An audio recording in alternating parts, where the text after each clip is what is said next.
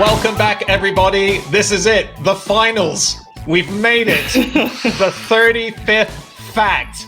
We started at 3:30 p.m. yesterday.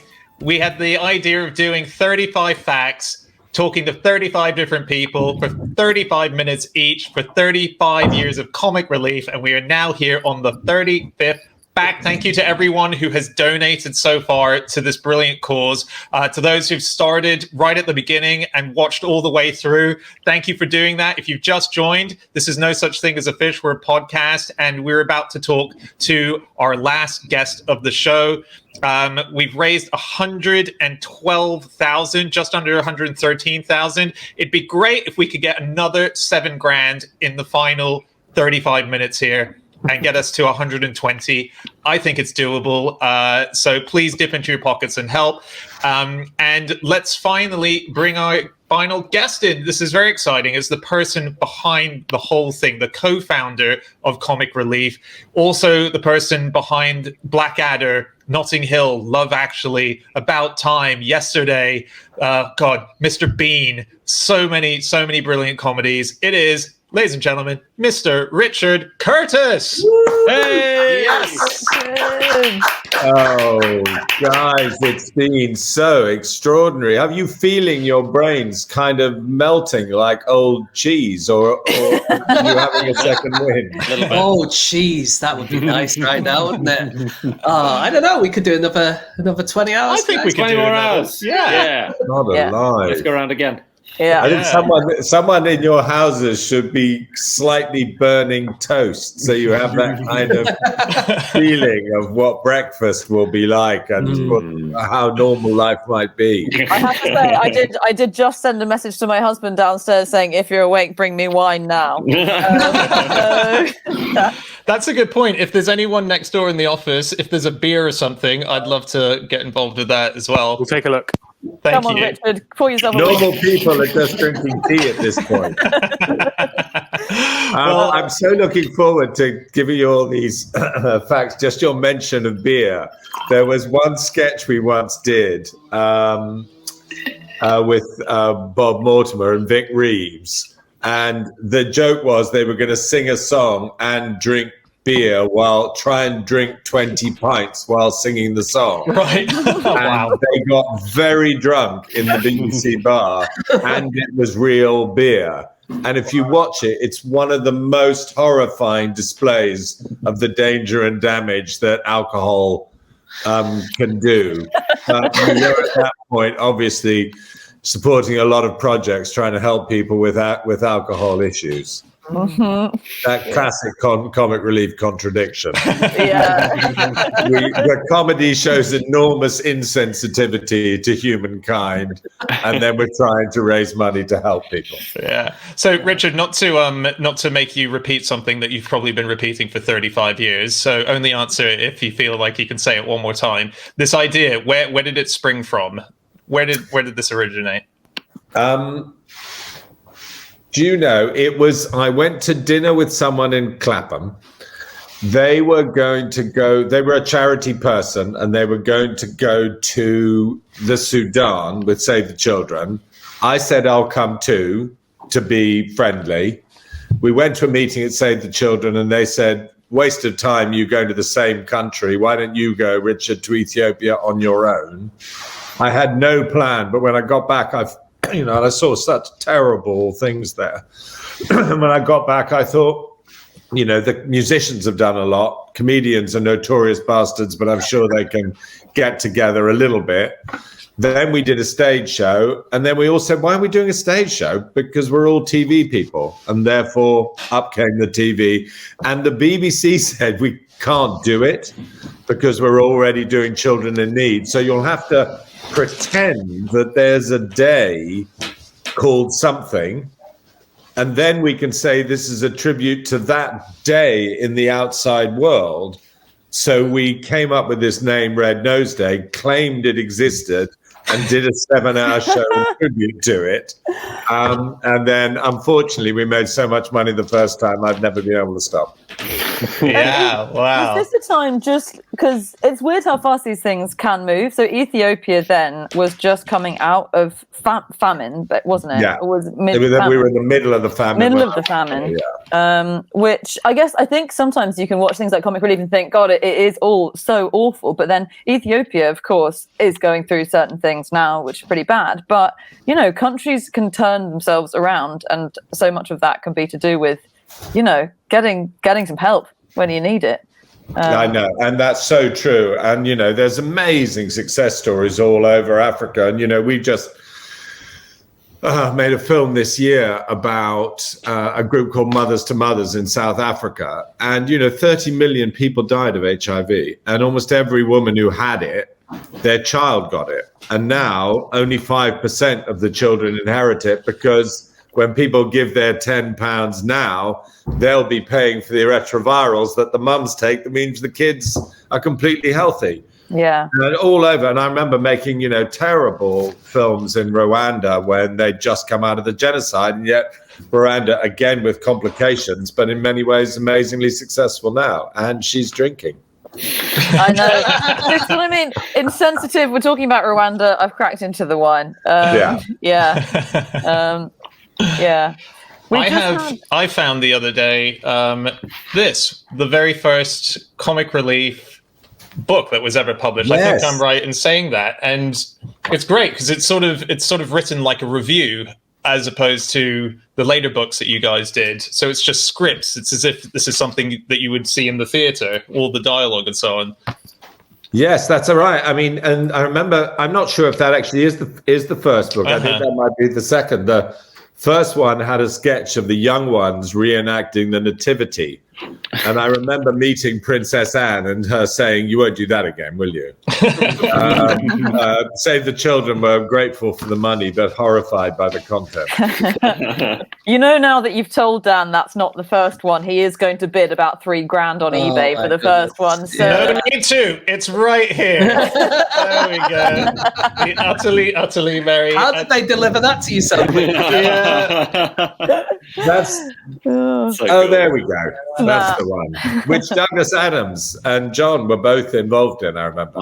Yeah, it's an amazing collection of things. So you've got The Meaning of Life that Douglas Adams and John Lloyd wrote, but it also, in this particular book, was written by Stephen Fry as well, his contributions to Lift. So you know exactly which ones he was part of. You've also got a big QI and Fish favorite, Stephen Pyle's Book of Heroic Failures, extracts from that in there. So good. Which is just the perfect factual book. Yeah, these books are absolutely fantastic. You know, but you guys are a metaphor for change. You know, it's very interesting. We used to make a lot of money off books. We used to make a lot of money off records. And now, you know, this is the whole digital world of fundraising. You know, you used to have to trot along to W.H. Smith and pay your money, or Tower Records. And now, anyone watching, we can get to 125, can't we?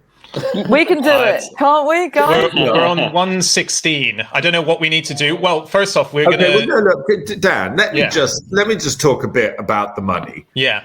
Because I do think that when you guys now thinking 100,000, that's amazing, you know, and we earn millions. But I seem to have a kind of mental framework where I can't get over the value of the small bits of money. So, you know, if you think about it, one phone call to a helpline by a woman who at the moment is terrified that her husband will kill her, and he well may, that costs 20p. That's what we're paying for. So anyone who gives 10 quid now, that will actually be in position to save someone's life. And those antiretrovirals, they cost 20p. Vaccinations, they cost 20p. If you're waking up now somewhere in England, you're a mum, you haven't got any food to feed your kids. If someone gives 10 quid now, that buys 100 quid's worth of food to feed, you know, 20 families over this next week. So I really would just say to anyone, if they've been watching, you guys have shown astonishing passion for actually doing this. But I really would say to anyone, don't think I should just add to the total. Think I can really specifically and actually, change someone's life or be there just at that moment when everything is too much, and actually, alter a person's life. And that's why I can just never get over how amazing people's generosity is. Because when what things like this are just a little opening of a door. You say, I know you want to help people. How the fuck do we do it? We're locked in our houses and we live in weird places. And this is like a magic bullet that everyone's 10 quid or 20 quid will go straight through our projects into an unbelievably scary situation and solve it. I don't know if it's because of the 20-hour things, but I'm crying a bit right now. I don't know. Oh my God, Dan! I was like, he's got to stop. I'm going to lose it. Yeah, but it's so true. It's so true when you put it in that context. That 20p, that could save a life. I mean, it just needs to hit at the right time. Yeah. I mean, there's an amazing film this year about a guy who was so bad on drugs that he talks about the fact that he stole his daughter's bicycle in order to buy drugs. And one of our projects is a project that he, having gone clean by the kind of help we provide, has now set up a project for other people who are like him, and homelessness. And then there's another film about a woman whose husband was dying of cancer, and this project we supported went to him and helped him write his final love letter to her, so that she's now got that thing, and she's got dementia. She's finding trouble remembering, and this is now the one object that she's got that keeps him alive in her mind. So it is very emotional stuff, because people come to a crunch, and then someone's got to be there. I think, to a great extent, money can buy these moments of happiness, or lifting people out of awful situations. And such tiny amounts, and amounts that so many of us don't need. So many of us. It's such if we were amazing directly thing. there, Lenny said this thing the very first time he went to Africa. If someone was starving and knocked on your door and said, give us a quid, you would never say no. And it's that thing about forgetting geography, and what marvelous things like yours do is they absolutely defy geography. So people are watching you in Australia and New Zealand, and we've got this massive communication privilege of defying geography, and donating to something like Red Nose Day is absolutely swiping geography aside and putting the money straight where it should go. Such an amazing thing to have done. And I want to know, have there been any, can you give us some goss, like the most crisis moment in the history of comic relief where you thought this is a real cock up? I mean, so many. When you say that, you were talking about Ethiopia. The very first thing we did was do this record with the Young Ones and Cliff. And we were on the Terry Wogan show. And Terry Wogan said, and here to talk about it is Rick Mail. And Rick walked to the side of the stage and then turned and sprinted back towards me and said, where's everyone starving? What's the name of it? I said, it's Ethiopia. But he never got around to that. I mean, my fact was meant to be that one year on Comic Relief, there was a mistake with the timings on the show. And by 1 hour into the show, we were an hour over. Because the person who'd done the maths had forgotten to add in all the video, and half the show is video. So after an hour, we were 2 hours into the schedule, and I remember Dawn and Jennifer were doing a live sketch, and it was just going on, and I found a bit of paper and wrote on it the word faint.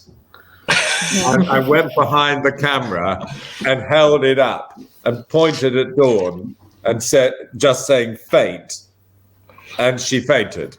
And and we got on with it. And then Zoe Ball was presenting a whole hour, and she did 11 minutes. And then we said, "Thank you, let it go back on. Thank you, Zoe Ball, you're out."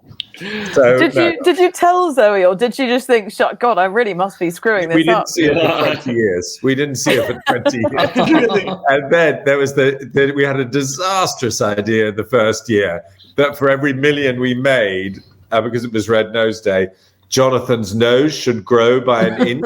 Jonathan Ross. Right. So for the last half of his show, he had this sagging penis. It couldn't have been more phallic and depressing. How did you put that on? What was that, like clay or something?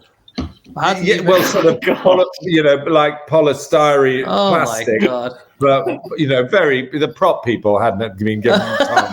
That's And we only so thought funny. we were going to raise 5 million. So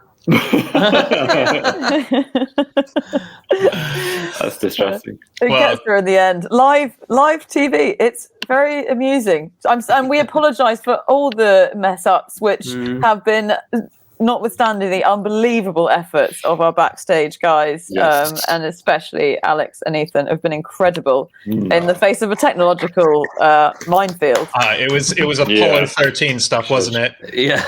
We were floating towards the moon in a tin can, and they brought us home. Michael Palin was there. He didn't.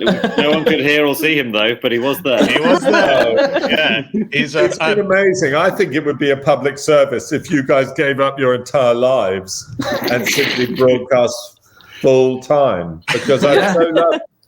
Tonight I woke up, I switched on, there was John Lloyd, I went back to sleep, I woke up, there was Sally Phillips, I went to sleep, I woke up, there was John Lloyd in the same jumper. It's going to be so weird when we go to sleep after this and then wake up 5 hours later and think, did that actually happen? All that stuff. It's like, Well, Yeah. So I've got a couple of other facts here. yeah. Oh, yeah, great. One of them is my name isn't Richard Curtis. That was one. Excuse What? me. Because I'm thinking of you, Anna, with your name. My dad went to Australia. His name was Anton Chikuto, and no one could spell it. And so he went to a phone book and found the easiest name to spell in the world and changed his name Really? to That's amazing. Anthony Curtis. And then the hilarious thing was, 5 years later, Tony Curtis became the most famous film star in the world. And he had a worse name than the one that he'd started with. You had a friend who had that as well. I did. I'm trying to remember what it was now. It was Dan something. Yeah, Dan Brown. Was it? Yeah. No, Oh, or is yeah. that No, it was. Punchline? I can't remember. Yeah, but he would have changed his name to Dan Brown. Yeah. But then, look, And then the other guy did that thing. tune in for the coherent fact in episode I can't XYZ. remember. I'm sorry, I can't We've remember it. mentioned it. Yeah. Well, here's something a bit more coherent. We're on £121,000. Oh, The Thank you last so much, 4,000. everybody. Thank you. Yeah, thank you. Let's keep going. Let's see if we can get it to 125,000. That would be Come on, amazing. guys. A malaria net only costs £2.50 now.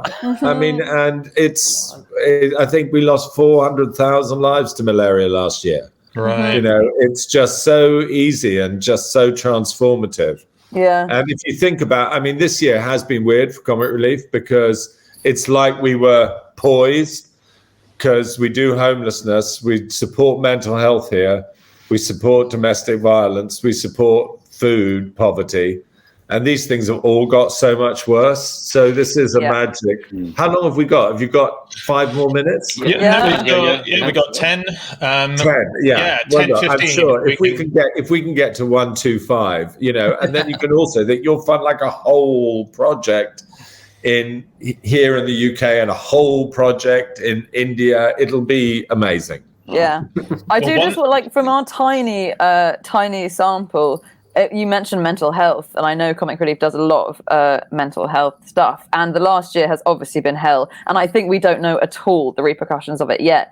But even the emails, so we get a lot of emails to the podcast, and there are probably people watching who have had a terrible time this year and who have a terrible time generally, and we get amazing emails saying, you know, how much it means to even just have people to distract them like this. But so we see a tiny window, I think, into how awful it has been, and not just because of, you know, the social situation, but resources just disappear in times like this. And so mental health is so important, gets so easily forgotten, doesn't it? I know, and I can't quite sort of believe the efficacy of some encounters. You know, we made so many films when someone said I was on the point of taking my life and someone just forced me to go and see a group like Calm, and that conversation not only was good for me, but reminded me to talk to people I love about it. Because, you know, the big thing about suicide is everyone says, I didn't know. Particularly young men don't tell their friends. And a lot of these projects tell the young men to tell their friends. And suddenly it's like a world of help that opens up. Yeah. So, Richard, I am worrying for your mental health. we're good. We've had the, Who knows? By the way, Anna, who knows the untold damage that will come from having done this broadcast? It's untold good and untold damage. Yeah, we'll be redirecting a lot of these funds to pay for our private treatment in various facilities. So, Richard, when Emma was on earlier, There we go. There's the bag. There's the bag. So Emma asked all of the YouTubers. Oh, what's that? Sorry, that was Emma rolling a chair. Oh, sorry. I've got a list of the names. Yeah, so we're going to name your hedgehog. So you need to pick. I think it's that you pick one of these. Okay, look, I'll tell you my favourites. I'm just looking at the list here now. I love Prickly McPrickface. I mean, I think that's absolutely top notch. Cool. And I also think Spike Mulligan is pretty damn good. I mean, that was a bringing of the two worlds. We got the example of your son Spike being strapped to the wall. We had Carrie Mulligan there. That is a bloody good one. Put down. There's a third world. Is a hedgehog. It's got spikes. Oh, didn't. That's even better. Think about it now. And what do you think? I'm going with Prickly McPrickface. 100%. Oh, actually, we could ask the hedgehog. We'll get a chance to bring it back. Oh, she uses so time. Hello. So sweet. How does that is Prickly McPrickface. I can't see any alternative to that. My son Spike will really approve. He's got the strangest taste in names. He called one of our kittens Lemon Cardboard. Wow. And another one was Plankton, and another one, a female cat, El Chapo Jr., the famous drug baron. Wow. He doesn't give a damn. He's like those Indian names, you know, in American fiction, where the first thing they see, you know, Howling Wolf or Rising Moon. Yes. It's like just reading an article about, you know, I was going to say, how often is the first thing you see some plankton? Yeah, good point. Fair enough. I've got to say a quick fact, which is when we had Michael Palin on, James made me say my theory about something, but our stream cut out, and so no one got to hear it. And I saw in the comments that no one heard it. So I just want to quickly repeat it because I think it might be interesting to you guys. I have a theory of when the biggest laugh on planet Earth happened, when the biggest global laugh ever was experienced on the planet. And my theory, can't necessarily prove it, but I think it must be right. James, you seem to think I might be in the right ballpark with this, is that it was at the 2012 Olympics when Chariots of Fire was playing and a finger started pressing down on the keyboard and the camera panned up to reveal Mr. Bean's face, Rowan Atkinson. And that face just alone that face globally is so loved. It brings such a smile, and that was such a big laugh that I imagine that if aliens were passing our planet, they would have heard Earth laugh in that moment. That is an amazing gift to give to me. What an extraordinary thought. You might be right, because who watches funny things simultaneously? Yeah. Exactly. Yeah. And It's not official, Rich. It's only Dan's view. yes, Oh, that's as official as you're going to get. Yeah. No, but I'm really moved by that, and I'm happy to tell you, by the way, that Rowan, who did that, when he came off afterwards, I said that was marvelous, and he said the flash didn't work. Because there was a moment when he took a picture of the camera, and he was such a perfectionist that all he noticed. I stopped was that laughing it wasn't immediately right. when the flash didn't work. It killed it for me. Look, if you guys were perfectionists, you'd be incredibly depressed. Andy was the only man on the planet not laughing at that point. Yeah. That's always been true. He's never laughed. hey, listen. Oh, sorry, go on. When you got 3 minutes left, and Hit if you 125 get to 125, I've got a little gift for you. It's not the hedgehog, but I've got a gift from me and Richard to the four of you. You will give it anyway, won't you? Well, I can tell you that we've just hit 125,000. We've done it! We've done it! Guys, I wish I never want to hold Coming on, in but I wish I could sideways. hug Are you. you ready? What is it? Oh my God. Holy Jesus. Wow. It's yours. It's as big as me. So, look at that. And your next challenge is that you have to eat it over 20 hours on a Easy. whole thing. If I could send it via That's gorgeous. Yeah. Be down there. Come on. Anna, model your T-shirt for one last time, because those people who haven't.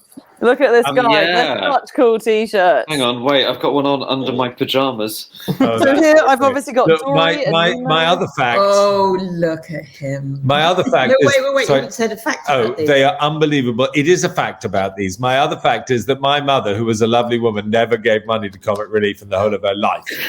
Because she couldn't stand not getting something for nothing. So all she did was buy T-shirts. So if you are like my mum and you haven't given, go on the Comic Relief or the TK Maxx website and get those gorgeous things. And that'll make all the difference in the world.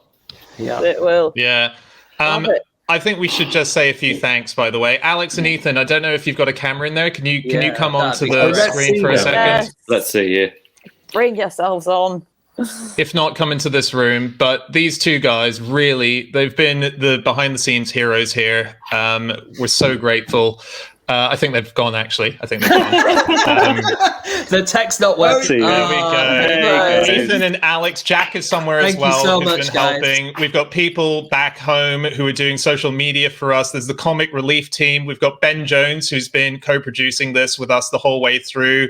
There's Kate and Sarah and Joe, and there's so many people in the Comic Relief. It's just been such a fun thing to do. We only came up with this idea, God, less than a month ago, really. We only started booking it less than 2 weeks ago. So thank you to every single one of the 35 guests that we've had on as well, I'm a giving bit their time. confused because you're supposed to be seeing Michael Palin right now. But, sorry. In truth, actually, we couldn't get the feed working afterwards, so we've just been donating 125k on different accounts. You weren't going out anywhere. But no, thank you so much to everyone who's donated. I can't believe we got 125,000. We kind of thought we were going to get 35 tops, so that's really incredible. What? You told us you were punching for $1 million. I was punching for $1 million just in order to get us above the A 35. million kroner. $1 million kroner. $1 million kroner. Thank you to Emma and Richard for 35 years of this incredible charity. You guys, It yeah. really, Unbelievable. it's so inspiring. Extraordinary. It makes us want to be better people and to help people. I'm announcing my resignation and handing over to Dana. Congratulations, Where's my Dan. bag? Oh, That's going to be a disaster. oh, no. The donations are actively going down. Comic Relief ended in shame on its 36th year.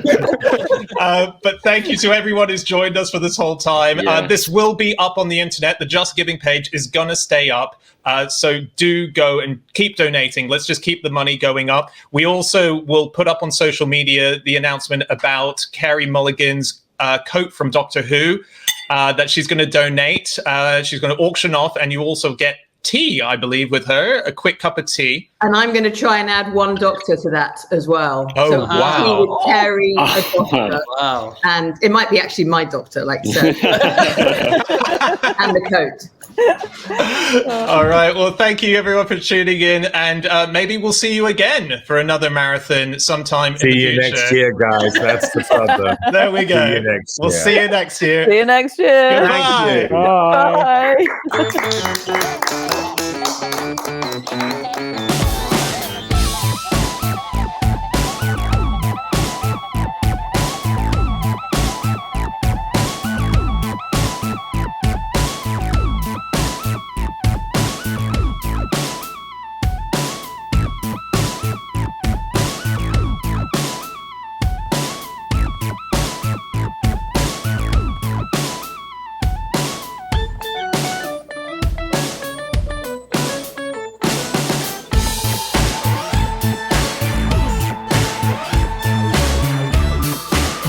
Hello, everybody. That was fun, wasn't it? Well, now you have to pay.